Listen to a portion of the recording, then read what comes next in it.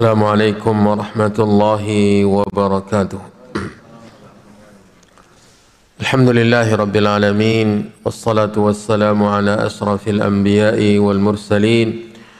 أشهد أن لا إله إلا الله وحده لا شريك له، وأشهد أن محمدا عبده ورسوله، صلى الله وسلم عليه وعلى آله وأصحابه ومن تبعهم بإحسان إلى يوم الدين. اللهم لا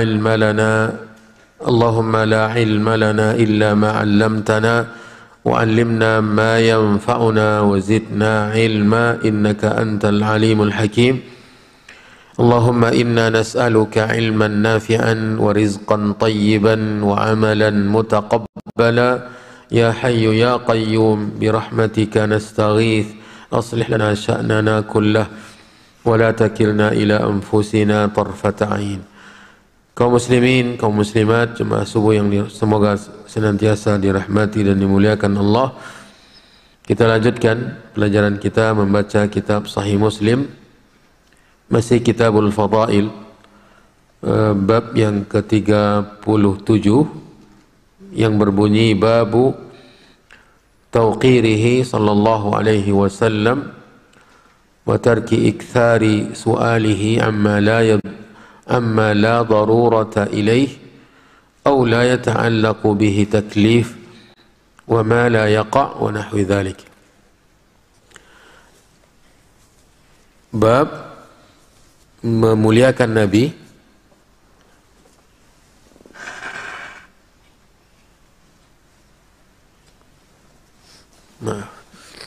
bab memuliakan Nabi SAW dan meninggalkan banyak bertanya kepada beliau tentang apa yang tidak penting atau tentang apa-apa yang tidak ada kaitannya dengan syariat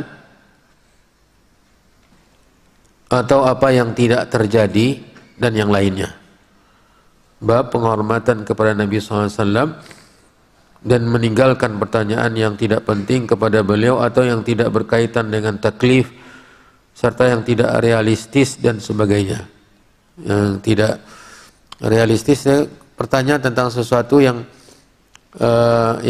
tidak ada kejadiannya.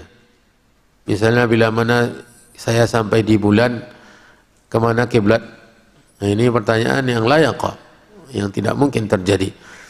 Pertanyaan-pertanyaan seperti ini tidak layak ditanyakan kepada seorang ahli ilmu, apalagi kepada Nabi sallallahu alaihi wasallam. Ini termasuk keutamaan Nabi alaihi salatu wassalam. Wajib memuliakan, menghormati beliau, dan di antara penghormatan kepada beliau tidak menanyakan kepadanya tentang perkara yang tidak penting atau perkara yang tidak ada kaitannya dengan taklif, dengan syariat, dengan agama, atau perkara yang tidak terjadi. Ya. Ini bunyi bab yang ke-37 dan kita baca hadis-hadis yang ada di bawah bab ini. Ada beberapa hadis. Yang pertama hadis 6060. Ya, 6060.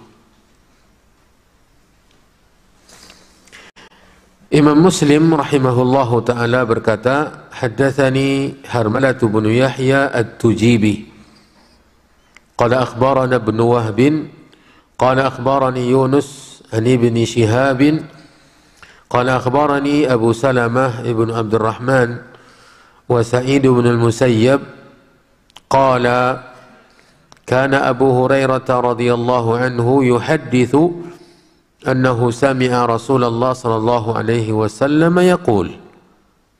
Ya.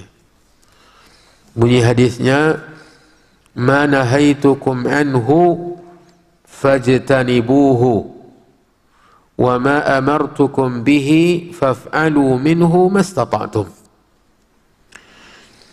Fa innama ahlaka alladhina min qablikum kathratu masailihim wa ikhtilafuhum ala anbiya'ihim. Hadis Abu Hurairah radhiyallahu an, bunyinya, Nabi SAW bersabda, "Ma nahaitukum anhu fajtanibuh." Apa yang saya larang kalian darinya, maka jauhilah. Ini sikap dalam perkara yang dilarang. Prinsip menjauhi apa yang dilarang, ya, tidak ada kaitannya dengan kemampuan. Meninggalkan larangan tidak ada kaitannya dengan kemampuan. Karena Nabi SAW mengatakan, fajtanibuh, perkara yang dilarang jauhilah.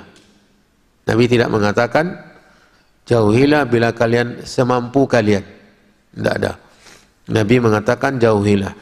Ini yang pertama, terkait dengan perkara yang dilarang. Nabi SAW memerintahkan untuk menjauhinya. Kemudian, wa ma amartukum bihi, dan apa yang saya suruh kalian dengannya, faf'alu minhu, maka kerjakanlah darinya atau diantaranya, mastata'tum, apa yang kalian mampu atau semampu kalian. Ini yang kedua, yaitu terkait dengan perintah.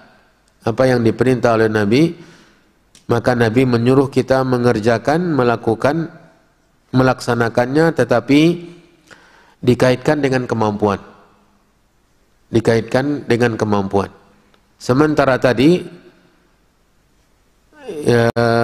perkara yang dilarang, Nabi memerintahkan untuk kita jauhi dan tidak dikaitkan dengan kemampuan. Di sini ketika Nabi menyuruh, memerintah, maka Nabi SAW memerintahkan kita untuk mengerjakannya mastata'tum, apa yang kalian mampu atau selama kalian mampu. Ya. Kenapa dibedakan antara larangan dengan perintah, dengan dikaitkannya meninggalkan larangan, dikaitkannya mengerjakan perintah dengan kemampuan, dan tidak dikaitkannya meninggalkan larangan dengan kemampuan? Apa perbedaannya? Kenapa yang mengerjakan perintah dikaitkan dengan kemampuan, sementara meninggalkan larangan tidak dikaitkan dengan kemampuan? Apa penyebabnya?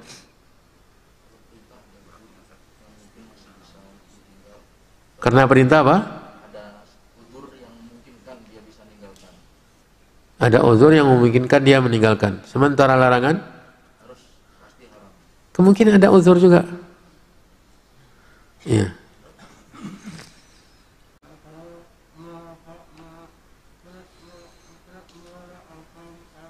Mengerjakan perintah, meninggalkan larangan.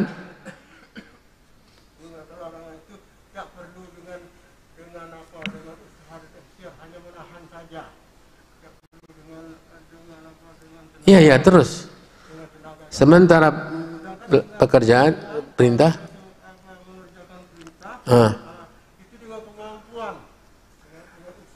usaha dan pekerjaan. Ya, sudah jawabannya Anda hampir mendekati. Ada yang lain? Meninggalkan larangan itu tidak ada pekerjaan. Ada pekerjaan? Tidak ada pekerjaan, tinggal kita menghentikan. Tidak ada usaha, tidak ada pekerjaan. Iya, pekerjaan hati kan tidak sulit. Tidak membuat kita kesusahan. Tidak ada mengeluarkan keringat. Ya, meninggalkan larangan tidak sebuah pekerjaan. Ya, tidak sebuah pekerjaan. Jangan kalian dekati zina, tinggal kita tidak mendekat. Ya, jangan membunuh, tinggal kita tidak membunuh. Jangan minum khamar. Ya. Karena tidak ada pekerjaan di sana. Kita memang asalnya tidak bekerja. Kemudian dilarang kita minum khamar, dilarang untuk mendurhakai kedua orang tua, dilarang berbuat syirik. Ini larangan-larangan dalam agama. Kita tinggal tahan diri dan tidak ada pekerjaan. Sementara perintah untuk mengerjakan pekerjaan. Salatlah, ada pekerjaan, ada. Puasalah, ada pekerjaan, menahan. Ya. Hajilah, ada pekerjaan. Nah, ketika ada pekerjaan dan perbuatan, amalan, maka dikaitkan dengan kemampuan. Dikaitkan dengan kemampuan. Salat kan ada tegaknya, ada rukuknya, ada sujudnya. Nah, ketika tidak mampu salat berdiri, duduk. Ya. Ketika tidak mampu berpuasa ketika safar, berbuka. Ya. Ketika tidak mampu haji karena kekurangan biaya, tidak wajib haji. Ya. Sementara larangan tidak ada pekerjaan. Makanya larangan tidak dikaitkan dengan kemampuan, tinggal kita memang asalnya tidak berbuat. Asalnya tidak berbuat. Ya. Sementara perintah untuk melakukan pekerjaan, kita disuruh berbuat, kita disuruh beramal, kita disuruh bekerja. Dan agama ini tidak akan membebani apa yang kita tidak mampu melakukannya. La yukallifullahu nafsan illa wus'aha, maka dikaitkan dengan kemampuan. Nah, ini perbedaannya.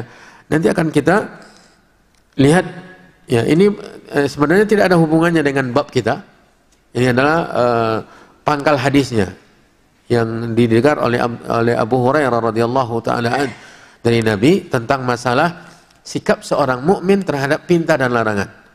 Ya. Ketika Allah dan Rasulnya melarang, maka kita wajib menjauhinya dan tidak ada kaitannya dengan kemampuan. Tidak ada uzur. Tidak ada uzur. Ya. Ada kondisi ketika seseorang boleh melanggar larangan, tetapi ini sangat kecil, seperti memakan sesuatu yang haram. Ya. Dan itu pun untuk menjaga maslahat yang besar. Ada uzur. Ada uzurnya. Ya. Dan itu pun karena darurat, ketika seorang hampir mati, tiba-tiba ada bangkai, ya tidak ada makanan, ada bangkai hewan di sampingnya. Apakah dia tetap menjaga larangan ini sehingga dia tidak memakannya padahal nyawanya sudah terancam? Agama kita memberikan kelonggaran sekedar untuk menyambung hidup, untuk memakan bangkai. Ya. Makan bangkai. Sementara perintah itu semuanya adalah memerintahkan perintah yang datang dari atas ke bawah, tujuannya untuk mengerjakan amalan. Seperti perintah-perintah yang sekarang yang ada dalam Al-Quran. Beribadah secara umum. Perintah untuk salat, perintah untuk puasa, perintah untuk zakat, perintah untuk lakukan apapun amalan. Ya, berbakti kepada kedua orang tua, berbuat baik kepada tetangga, berkata yang baik. Ya. Falyaqul khairan, ini perintah, berucap dan berbicara dengan perkataan yang baik, perintah. Ya. Bila mana tidak mampu, kita tidak dibebankan untuk berkata yang baik. Yang penting kalau seandainya tidak mampu berkata yang baik, diam. Ya, karena yang dilarang bukan berbicara, tetapi yang dilarang adalah berkata yang buruk. Bila mana Anda tidak mampu berkata yang baik, jangan sampai Anda berkata yang buruk. Lalu bagaimana caranya? Ya diam.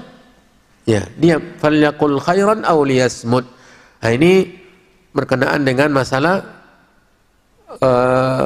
sikap seorang mukmin kepada larangan agama dan sikapnya kepada perintah agama. Larangan agama tidak dikaitkan dengan kemampuan karena dia meninggalkan pekerjaan. Asalnya tidak melakukan. Sementara perintah itu melakukan, memunculkan pekerjaan. Memunculkan amalan yang tentu disesuaikan dengan kemampuan. Makanya banyak perintah-perintah agama. Zakat, ya, diperintahkan untuk dikeluarkan sebagian harta kita, sebagian kecil dari harta kita. Kemudian itu pun bukan semua orang yang memiliki harta. Ya, orang yang memiliki harta yang sampai nisabnya dan bila mana datang haulnya. Ya. Kemudian puasa begitu juga disesuaikan dengan kemampuan. Bila mana tidak mampu berpuasa, asalnya yang tidak mampu berpuasa boleh berbuka. Ya. Sebagaimana dijelaskan dalam surat Al-Baqarah tersebut.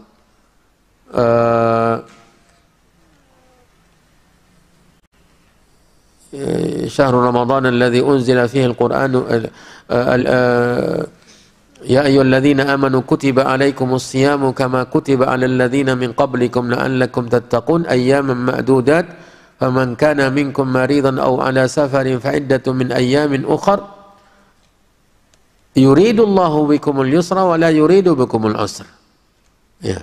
Allah menginginkan kepada kalian kemudahan dan tidak menginginkan kepada kalian kesulitan. Ini kata prinsip yang ditegaskan dalam ibadah puasa. Kemudian Allah jelaskan, barang siapa yang memberatkannya puasa, maka hendaklah dia menggantinya di hari yang lain. Ya. Fa'iddatun min ayyamin ukhar, mengganti di hari-hari yang lain. Nah, ini tentang puasa, tentang haji juga demikian. Man istata'a ilaihi sabila. Kemudian tentang salat yang perbuatannya tidak ada, ya, melakukannya itu tidak tidak ada uzur. Tidak ada laki-laki muslim yang uzur salat. Laki-laki muslim tidak ada uzur untuk salat, tetapi cara salatnya yang disesuaikan dengan kemampuan. Bila mana tidak mampu berdiri, maka duduk. Bila mana tidak mampu duduk, maka berbaring. Ya. Nah, ini sementara perbuatan pekerjaan salatnya tetap dilaksanakan, tidak ada. Kalau andai kata dibolehkan untuk meninggalkan salat, maka di medan perang, ya, sudah dapat uzur para orang-orang pejuang-pejuang di masa dahulu untuk tidak salat. Karena mereka disibukkan dengan peperangan, tetapi tetap ada syariat salat, maka disyariatkan salat khauf, salat di medan perang dengan cara yang disyariatkan oleh Allah Subhanahu wa taala. Nah, ini menunjukkan bahwa salat pekerjaannya tetap dilakukan, tetapi cara mengerjakan disesuaikan dengan kemampuan. Ini tentang pangkal hadis ini. Kemudian ujung hadis, bahagian kedua dari hadis ini yang berkenaan dengan bab kita. Nabi SAW mengajarkan prinsip yang lain, ya. Fa innama ahlakal ladzina min qablikum, sesungguhnya yang telah membinasakan orang-orang yang lebih dahulu dari kalian, yaitu orang-orang terdahulu, umat-umat terdahulu, yang menyebabkan mereka binasa ada dua. Yang menyebabkan mereka dibinasakan oleh Allah ada dua. Yang pertama, kathratu masailihim. Ini yang berkenaan dengan bab. Banyaknya pertanyaan-pertanyaan mereka. Ya, yang dimaksud dengan banyaknya bertanya mereka ini adalah pertanyaan-pertanyaan yang masuk dalam bunyi bab tadi. Apa tadi? Pertanyaan yang tidak penting, pertanyaan yang tidak berkaitan dengan syariat, bertanya kepada Nabi. Ya. Seperti nanti ada contoh dalam hadis, dalam riwayat yang ada di bawah bab ini.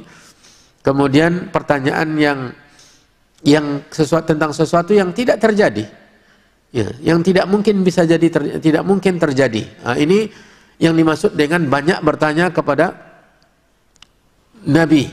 Ya, kasratu masailim. Ini orang-orang yang dibinasakan oleh Allah karena mereka banyak bertanya dan pertanyaan itu tidak ada manfaatnya. Penyebab kedua mereka binasa, waqtilafuhum ala anbiya'ihim, penentangan mereka terhadap para nabi. Ya, penyebab pertama, banyaknya mereka bertanya kepada para nabi, ya, dengan pertanyaan-pertanyaan yang tidak bermanfaat, tidak berguna, tidak ada hubungannya dengan agama dan tidak terjadi malah. Ya. Yang kedua, banyak mereka menentang Nabi. A kata Nabi, B katanya. Ke kiri, ke kanan kata Nabi, mereka ke kiri. Lurus kata Nabi, mereka membelok. Ini ikhtilafuhum ala anbiya'ihim. Dan ini diantara sebab dibinasakannya umat-umat terdahulu.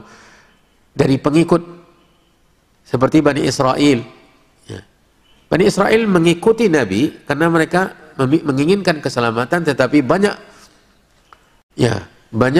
permintaan-permintaan mereka kepada nabi-nabi Bani Israel yang membuat mereka binasa. Ketika mereka meminta sesembahan selain Allah, meminta kepada Nabi Musa, buatkan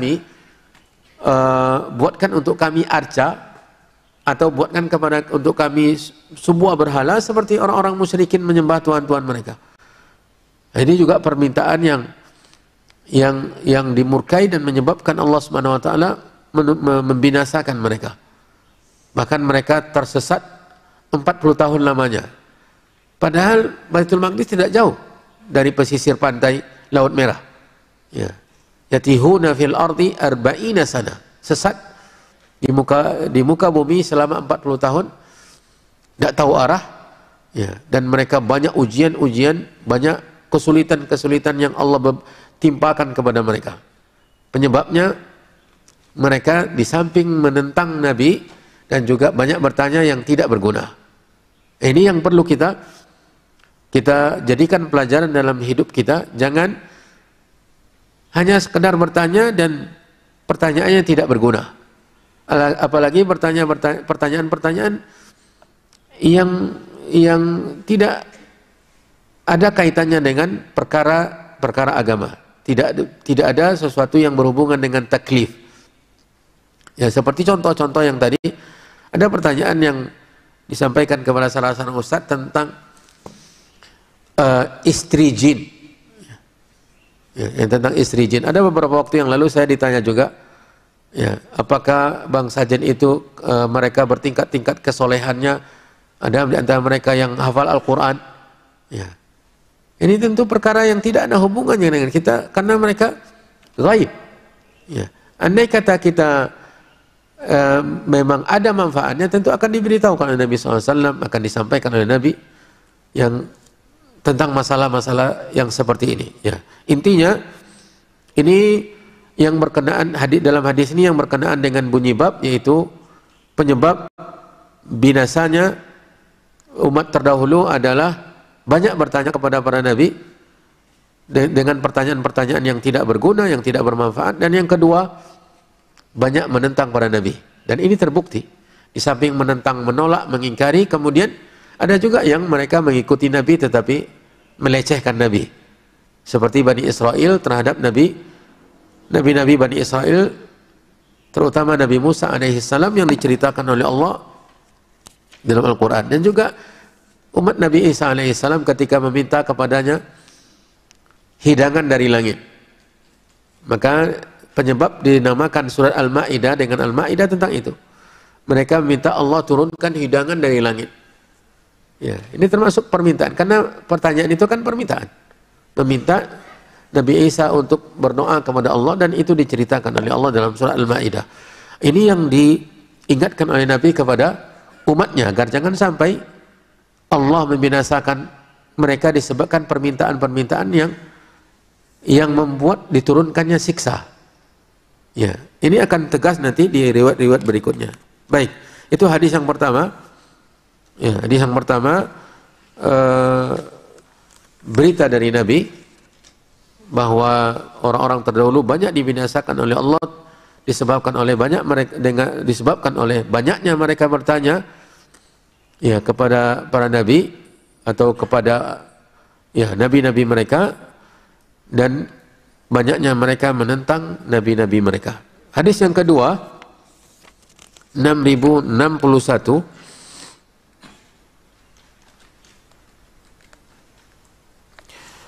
Imam Muslim rahimahullahu taala berkata, wa haddatsani Muhammad bin Ahmad ibni Abi Khalaf qala haddatsana Abu Salamah wa huwa Mansur bin Salamah al-Khuzai qala akhbarana Laits an Yazid ibn al-Had an ibn Shihab bihadzal isnadi mithlahu sawa. Ini hadis yang sama dibawakan kembali oleh Imam Muslim dengan sanad yang lain, dengan sanad yang baru. Ya, dengan bunyi yang sama, mithlahu sawa, persis dengan hadis yang sebelumnya.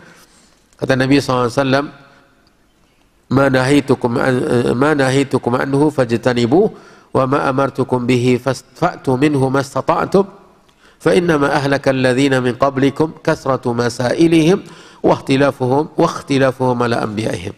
Ya. Hadis yang berikutnya 6062,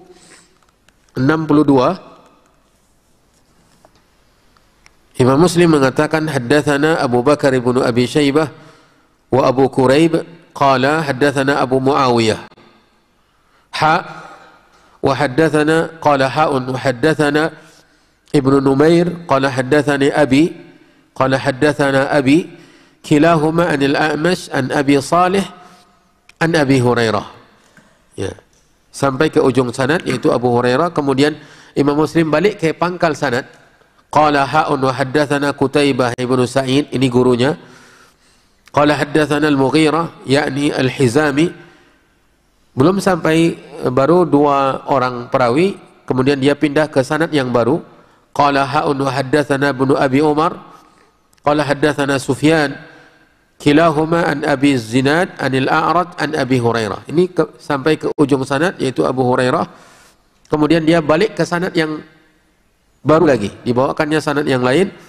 Qala ha'un wa haddatsana Ubaidullah bin Mu'adz, qala haddatsana Abi, qala haddatsana Syu'bah an Muhammad bin Ziyad sami'a Abu Hurairah. Ya, ini sampai juga ke ujung sanad, kemudian dia balik ke pangkal sanad lagi dengan jalur yang baru. Qala ha'un wa haddatsana Muhammad bin Rafi', qala haddatsana Abdul Razzaq, qala akhbarana Ma'mar an Hammam bin Munabbih an Abi Hurairah. Ya.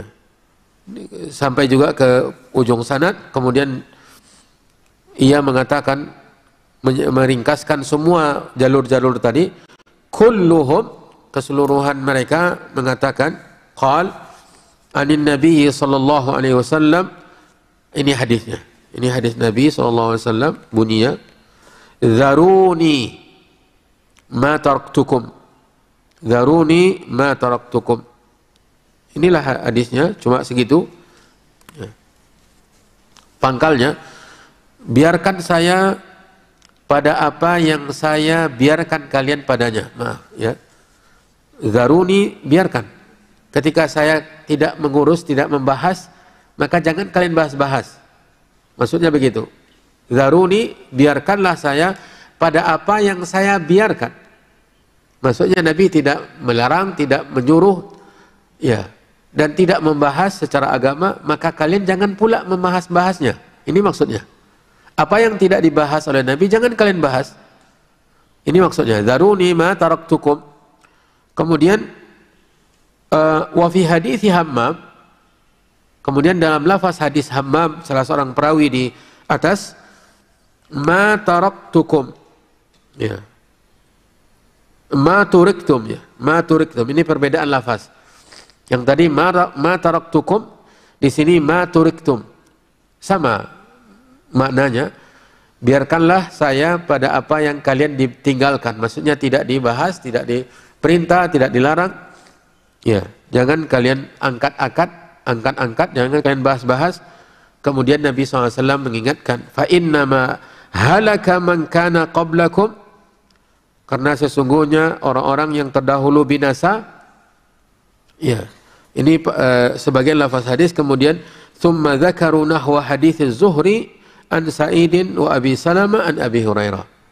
Ini lafaznya ringkas-ringkas saja atau potongan-potongan lafaz, tetapi dikembalikan ke hadis yang pertama. Bunyi hadisnya sama dengan hadis yang pertama, yaitu Nabi menekankan di pangkal sekali, jangan biarkanlah apa yang saya biarkan kalian padanya. Artinya Nabi tidak membahasnya, Nabi tidak melarang, Nabi tidak menyuruh, maka kalian juga jangan mengungkit-ungkitnya. Ini maksudnya. Kenapa? Ini kalau kalian ungkit-ungkit nanti akan membuat kalian binasa. Fa inna ma ahlakal ladzina min qablikum kasratu masailihim wa ikhtilafuhum ala anbiya'ihim. Ini yang ditegaskan dalam lafaz hadis yang sekarang adalah tidak mengungkit-ungkit, tidak membahas-bahas perkara yang tidak dibahas oleh agama. Ya, yang tidak dibahas oleh agama, yang ditinggalkan oleh Nabi dan tidak diurus, tidak dibahas oleh Nabi, maka jangan kalian bahas-bahas pula. Ini penekanannya di pangkal hadis. Zaruni ma taraktukum. Terjemahannya di sini apa? Biarkanlah atau terima saja. Ya. Kalau kita tidak membaca yang di dalam kurung, biarkan, maksudnya biarkanlah apa yang aku tinggalkan pada kalian. Maksudnya yang ditinggalkan oleh Nabi dan tidak diurus, tidak diperintah, tidak dilarang, tidak dibahas oleh Nabi, maka jangan kalian bahas-bahas pula. Ya. Kita harus mengikuti Nabi dengan total, dengan sempurna. Ini maksudnya. Ya. Dan ini juga termasuk perkara yang berhubungan dengan bunyi hadis yang pertama. Karena banyaknya orang bertanya-tanya tentang perkara yang tidak dibahas oleh Nabi. Ini perkara yang tidak penting. Karena tidak ada yang penting kecuali sudah dibahas oleh agama. Ya, kalau seandainya kita menganggap perkara yang penting tetapi tidak ada dalam agama, berarti tidak penting. Nabi sudah meninggalkannya, tidak dipentingkan, tidak dianggap penting oleh Nabi, maka jangan sampai kalian menganggapnya penting. Karena penganggapan penting terhadap perkara itu adalah membinasakan. Membinasakan. Banyak memunculkan permasalahan-permasalahan yang tidak dibahas oleh agama, tidak diurus oleh agama, tidak menjadi perkara yang penting menurut agama. Nah, ini maksud dari bunyi hadis yang sekarang ini yang dibawakan oleh Imam Muslim dengan sanad yang sangat banyak. Ya, ada beberapa jalur di sini yang semuanya mengarah kepada Abu Hurairah radhiyallahu taala. Ya. Hadis berikutnya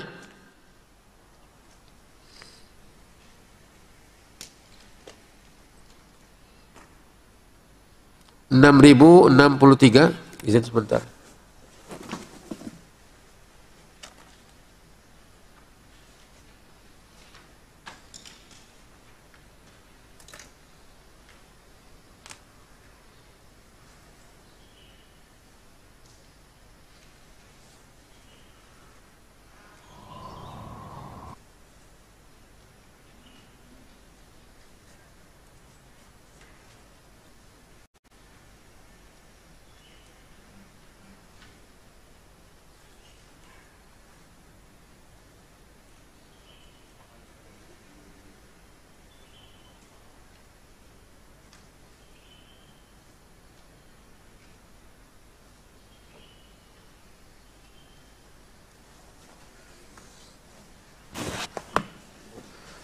Enam ribu 6063 Imam Muslim mengatakan haddatsana Yahya ibnu Yahya qala akhbarana Ibrahim ibnu Sa'ad an ibni Shihab an Amir ibni Sa'ad an abih.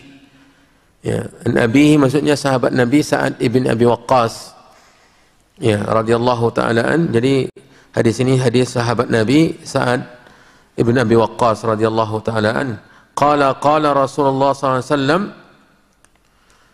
inna a'zamal muslimina fil muslimina jurman man sa'ala an syai'in lam yuharram 'alal muslimina fa hurrima 'alaihim min ajli mas'alati. Ini yang lebih spesifik dari ketegasan atau penegasan dalam hadis yang sebelumnya. Hadis Sa'ad bin Abi Waqqas, Nabi SAW bersabda, sesungguhnya seorang atau yang paling besar yang paling besar dosanya di antara kaum muslimin, a'zamu jurman, yang paling besar tindakan dosanya di antara kaum muslimin terhadap kaum muslimin yang lain. Ini dosa kepada kaum muslimin yang lain. Dosa yang terbesar yang dilakukan oleh seorang muslim kepada muslimin yang lain, yaitu ketika dia bertanya tentang sesuatu yang tidak diharamkan. Ini konteksnya tentang di zaman Nabi, ya, tentang perkara yang tidak diharamkan kepada kaum muslimin, lalu diharamkan disebabkan pertanyaannya. Dengan pertanyaannya membuat perkara itu diharamkan. Ya. Nah, ini orang yang bertanya ini adalah orang yang paling besar dosanya terhadap kaum muslimin. Andai kata dia tidak menanyakan maka tetap halal. Tetapi ketika dia bertanya dan pertanyaannya itu tersebut adalah pertanyaan yang tidak berguna, yang menyebabkan bahkan diharamkannya sesuatu, ini membuat dia menjadi orang yang telah berbuat dosa besar terhadap kaum muslimin. Dan ini konteksnya di zaman Nabi karena di waktu itu turunnya syariat. Proses menghalalkan yang haram, menghalalkan sesuatu, mengharamkan sesuatu itu kan di zaman turunnya syariat. Dan di zaman kita ini tidaklah terjadi karena syariat sudah sempurna. Tetapi tetap juga konteks masalah bertanya tentang sesuatu yang tidak berguna ini tetap terlarang. Ya. Menanyakan sesuatu yang tidak berguna. Makanya di antara adab yang kita dapatkan dari guru-guru kita, ketika kita selesai atau pergi atau meninggalkan majelis sampai selesainya dia menyampaikan pengajian dan bahkan selesainya menjawab pertanyaan-pertanyaan. Karena ketika menjawab pertanyaan, banyak adab yang kita dapatkan. Seperti memberikan komentar, ulasan terhadap pertanyaan-pertanyaan. Ketika dia mengatakan, oh ini pertanyaan tidak berguna, ini pertanyaan tidak betul jawaban, ini pertanyaan lebih buruk daripada masalahnya. Masalahnya buruk tetapi pertanyaannya lebih buruk. Ini semuanya jawaban-jawaban yang penting. Dan tidak ada jawaban sebenarnya, tapi bersikap kepada pertanyaan seperti ini yang kita dapatkan. Jadi seorang yang berilmu itu sangat teliti, ya, sangat cermat ketika mendengarkan pertanyaan. Ketika ada pertanyaan yang sangat bagus, mereka juga mengatakan ini pertanyaan yang sangat luar biasa, baik dan bermanfaat. Belum lagi jawabannya, pertanyaannya sudah dia jawab, sudah diberikan yang penilaian, ini pertanyaan yang sangat bermanfaat untuk kaum muslimin, ya, bermanfaat untuk orang yang bertanya. Kemudian ketika dijawab, jawabannya luar biasa. Ada jawaban mereka, tinggal mengatakan kesampaikan, karena pertanyaan ini tidak ada gunanya, atau mengatakan ini pertanyaan dengan tegas, pertanyaan tidak ada gunanya, ini pertanyaan tidak pantas untuk ditanyakan, ini pertanyaan lebih buruk daripada masalah yang ditanyakan. Pertanyaannya saja lebih buruk daripada permasalahan yang ditanyakan. Orang yang bertanyanya, terkadang orang bertanya untuk, ya, seperti menanyakan tentang perkara yang diharamkan, ya, isinya ghibah tentang seseorang. Makanya seorang ahli ilmu harus peka, harus cermat. Beginilah bentuknya di zaman Nabi ketika ada pertanyaan yang membuat sesuatu yang awalnya halal menjadi diharamkan, orang yang seperti ini telah berbuat dosa terhadap semua kaum muslimin dari dahulu sampai hari kiamat. Makanya Allah Subhanahu wa taala menegaskan dalam Al-Qur'an, ya ayyuhalladzina amanu la tas'alu an asya'a in tubdalakum tasu'kum.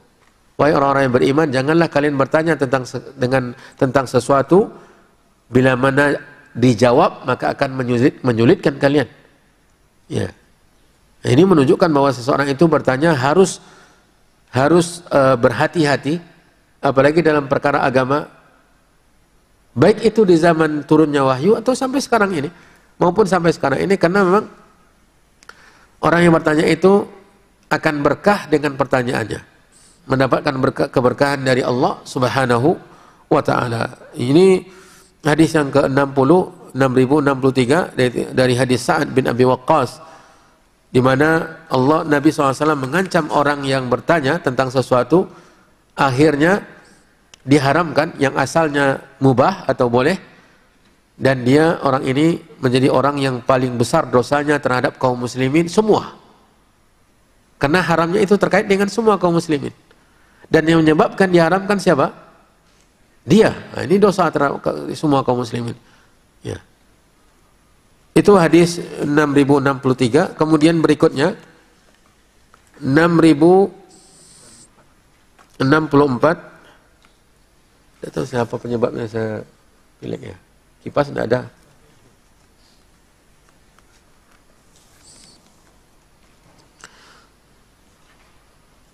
Imam Muslim mengatakan, wa haddatsanahu Abu Bakar bin Abi Syaibah wa bin Abi Umar qala haddatsana Sufyan ibn Uyainah an az-Zuhri wa qala wa haddatsana Muhammad bin Abbad qala haddatsana Sufyan qala ahfazuhu kama ahfadhu bismillahirrahmanirrahim.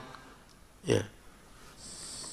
Ini garis bawahi ya. Ini baru pertama kita temukan pernyataan seorang perawi yang seperti ini. Pernyataan Sufyan rahimahullahu ta'ala. Kama ahfadhu bismillahirrahmanirrahim. Az-Zuhri an Amir bin Sa'ad an abihi Sa'ad bin Abi Waqqas tentunya. Qala Rasulullah sallam a'zamu al-muslimina fil muslimina jurman man sa'ala an amrin lam yuharram fahurrima 'alan nasi min ajli mas'alatihi. Seorang muslim yang paling besar ya dosanya terhadap kaum muslimin lainnya adalah orang yang bertanya tentang sebuah perkara yang tidak diharamkan lalu diharamkan karena pertanyaannya. Diharamkan karena pertanyaannya. Ini sama dengan hadis yang tadi, dan yang tadi kita garis bawahi adalah pernyataan haddatsana Sufyan qal, ini perkataan Sufyan. Ya. Ibn Uyainah, Sufyan bin Uyainah al-Makki, ya, ia mengatakan saya menghafalnya, maksudnya menghafal hadis ini, kama ahfadhu bismillahirrahmanirrahim, sebagaimana saya menghafal bismillahirrahmanirrahim. Maksudnya tentang apa? Kelancarannya, kekuatannya, ya,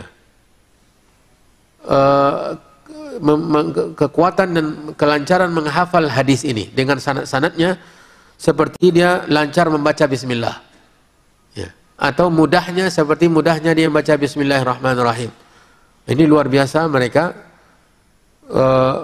meneliti tingkat kekuatan hafalannya.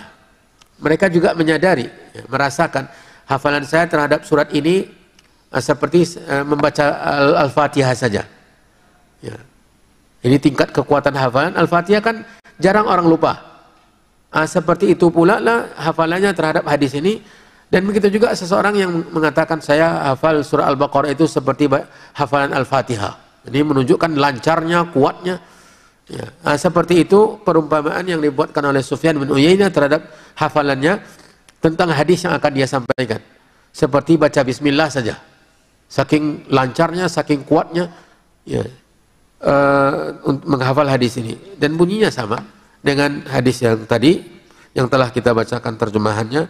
Dan ini peringatan penting bagi kita, terhadap kita untuk tidak sembarangan bertanya. Walaupun memang hadis ini konteksnya di zaman Nabi, karena mengharamkan ini di zaman Nabi SAW. Tetapi masalahnya tetap akan berlanjut.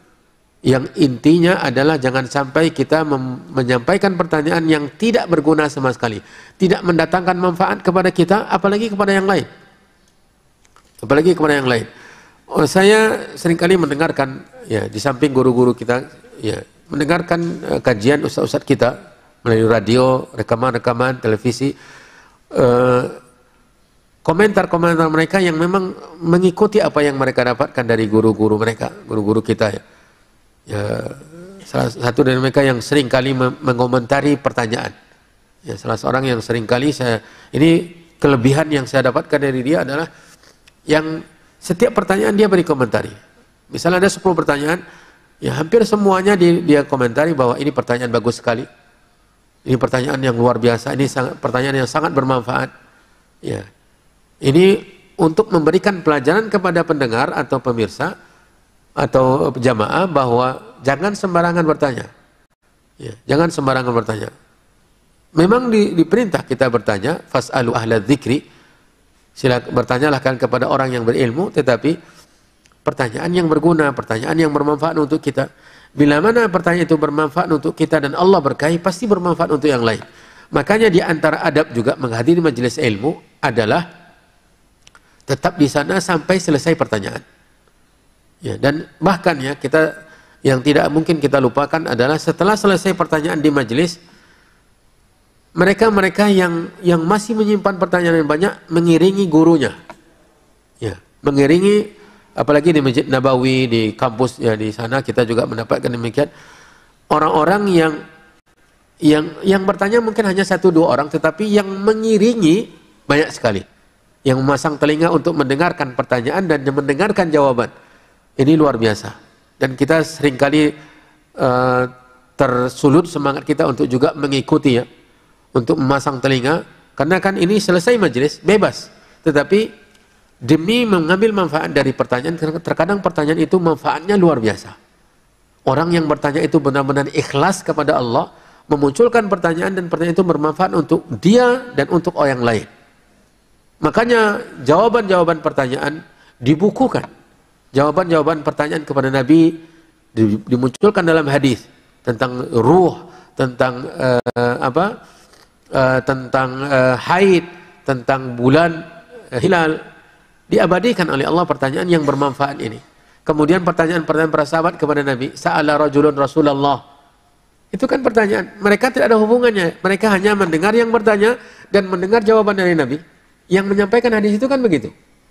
Tetapi karena pertanyaan tadi bermanfaat dan yang mendengar juga ingin mengambil manfaat, maka Allah berkahi orang yang mendengar tadi menceritakan pertanyaannya dan menyampaikan jawabannya. Nah, ini yang banyak dalam hadis kita dapatkan, bahwa orang bertanya, seorang laki-laki bertanya, ya Rasulullah, ya, tunjukkan kepada saya amalan yang memasukkan saya ke surga. Ini pertanyaan yang diapresiasi oleh banyak ulama sepanjang masa. Ketika mereka mensyarahkan hadis tentang pertanyaan kepada Nabi, tunjukkan kepada saya amalan yang memasukkan saya ke surga. Setiap yang mensyarahkan, mengomentari yang bertanya ini. Ini pertanyaan yang luar biasa, yang menunjukkan ketakwaan, kesolehan yang bertanya, kecintaan yang bertanya kepada surga. Ya. Abu Hurairah juga pernah diapresiasi oleh Nabi SAW. Hadisnya mungkin di sini atau di tempat lain saya baru-baru baca ya. Walaupun hadis itu sudah lama, tetapi Nabi SAW mengomentari pertanyaan. Itu kata Nabi SAW, saya sudah menduga. Ya. Kata Nabi kepada Abu Hurairah, saya sudah menduga bahwa tidak akan ada yang bertanya pertanyaan yang seperti ini kecuali kamu. Ya. Luar biasa. Ini pertanyaan yang sangat berbobot sekali dan terkadang orang banyak mengambil manfaat. Makanya salah satu adab, dan ini yang sangat ditekankan oleh Syekh Saleh Al-Utsaimin, salah seorang ulama besar di Arab Saudi sana, ketika tidak membiarkan ya murid-murid yang rutin ya yang hadir di majelisnya untuk meninggalkan majelis sampai selesai waktu tanya jawab, sesi tanya jawab. Kenapa? Karena ternyata terkadang ilmu yang didapatkan dari tanya jawab itu lebih besar daripada ilmu yang didapatkan dari pemaparan materi. Karena memunculkan perkara yang baru yang tidak mungkin teringat ketika menyampaikan materi. Terkadang ada, ini yang menunjukkan hikmah juga, terkadang ada dari murid-murid itu yang pemahamannya sangat mendalam. Ini diantara hikmah menyampaikan ilmu. Kata Nabi SAW, "Naddarallahu imra'an sami'a minna syai'an fahafidhahu fawa'ahu ya faballaghahu." Semoga Allah memberikan kemuliaan untuk seseorang yang mendengarkan dan menghafal dari kami hadis, kemudian dia sampaikan kepada yang lain. Kata Nabi SAW, "Farubba muballaghin au amin sami." Karena sangat banyak orang-orang yang statusnya murid lebih besar, lebih kuat pemahamannya daripada guru. Ya. Ini yang memunculkan pertanyaan. Ketika murid itu ketika dia mendengar hadis yang dibaca oleh gurunya, pemahamannya terhadap itu sangat luas sekali. Tidak seluas yang disarahkan oleh gurunya. Gurunya menyarahkan hanya sempit saja, tetapi dia sudah sampai pemahamannya terhadap apa yang dibaca oleh gurunya itu lebih luas daripada yang dipahami oleh gurunya. Kemudian dia mentok. Ya, tidak tahu jawaban. Oh, kalau begini gimana caranya? Akhirnya muncul pertanyaan tentang hadis yang dibaca yang barusan disarahkan oleh gurunya, yang gurunya tidak sampai ke sana pemikirannya, tidak sampai ke sana analisanya terhadap hadis. Ketika muncul pertanyaan, barulah gurunya tersentak kaget, kemudian dia mulai membahas. Nah, ini diantara hikmahnya. Ya, diantara hikmahnya. Karena memang diantara yang belajar itu ada orang yang daya intelektualnya, tingkat pemahamannya ada yang lebih besar dan lebih dalam, yang lebih luas daripada yang menyampaikan. Apalagi sekedar membacakan hadis. Seperti yang kita sampaikan sekarang ini. Mungkin saja saya tidak memahami karena dari membaca apa yang disarahkan oleh Nawawi dan yang lainnya. Tetapi ada yang memahami lebih luas daripada itu, disesuaikan dengan konteks zaman kita. Kalau begini bagaimana Ustaz di zaman sekarang ini? Pertanyaan seperti ini yang muncul, yang kita butuhkan. Ya, jadi kaum muslimin, kaum muslimat yang dirahmati dan dimuliakan oleh Allah Subhanahu wa taala, tentang masalah pertanyaan yang seperti ini sangat luar biasa. Nabi SAW mengajarkan ya agar kita karena bertanya ini termasuk sarana untuk belajar agama ya. Ya, tentu cara untuk memahami agama, maka pandai-pandailah bertanya. Ya. Pilih-pilih pertanyaan, jangan sembarangan asal bertanya saja. Kemudian di antara ciri orang yang bertanya dan tujuannya baik adalah dia akan menunggu sampai pertanyaannya dijawab. Ya, sampai pertanyaan dijawab. Belum dijawab pertanyaan dia tidak akan pergi. Andai kata dia terdesak ya, ketika terkumpul pertanyaan yang banyak, lalu dia tetap akan menunggu. Walaupun tidak dibacakan pertanyaannya, dia tetap akan menunggunya karena dia memang ikhlas bertanya. Nah, ini nanti ketika pertanyaannya tidak dijawab, dia tetap berpahala. Dia tetap berpahala. Adapun orang yang bertanya dan pertanyaannya sekedar bertanya, tidak ada tujuannya untuk meminta jawaban, dia sekedar bertanya, lemparkan, tulis pertanyaan, lemparkan atau diantarkan ke depan, itu dia tidak tahu apa-apa. Yang penting dia bertanya. Ada kertas yang sampai ke depan, ya jawabannya dia tidak tunggu-tunggu. Maka dia sebelum pertanyaan dijawab, dia pergi, atau ketika dibacakan pertanyaan, dia tidak tahu itu pertanyaannya dia. Ya, dia yang bertanya tapi tidak tahu itu pertanyaan dia. Ini menunjukkan bahwa pertanyaan yang seperti ini tidak ada gunanya, dan ini yang diingatkan oleh hadis-hadis yang sekarang kita baca. Ini termasuk adab penuntut ilmu agama. Ya, karena bertanya itu termasuk sarana atau cara untuk belajar agama, dan ini yang terpenting yang kita ambil dan kita petik pada kesempatan ini. Insya Allah akan kita lanjutkan ke hadis berikutnya yang masih berkenaan dengan bab ini. Ada beberapa hadis lagi ke depan. Ada yang panjang, ada yang juga di antara contoh pertanyaan yang nanti akan kita dapatkan adalah bertanya tentang apakah saya ini anak ayah saya? Ya, itu pertanyaan Abdullah bin Hudzafah nantinya. Dia ragu ayahnya benar ayahnya atau tidak. Ya, ditanyanya kepada Nabi SAW. Ini salah satu contoh, nanti akan kita pelajari. Wallahu ta'ala a'lam wa sallallahu wasallam wa baraka wa an'am ala nabiyyina wa rasulina Muhammad wa ala alihi wa ashabihi wa man tabi'ahum bi ihsanin ila yaumiddin. Subhanakallahumma wa bihamdika asyhadu an la ilaha illa anta astaghfiruka wa atubu ilaik. Wassalamu alaikum warahmatullahi wabarakatuh.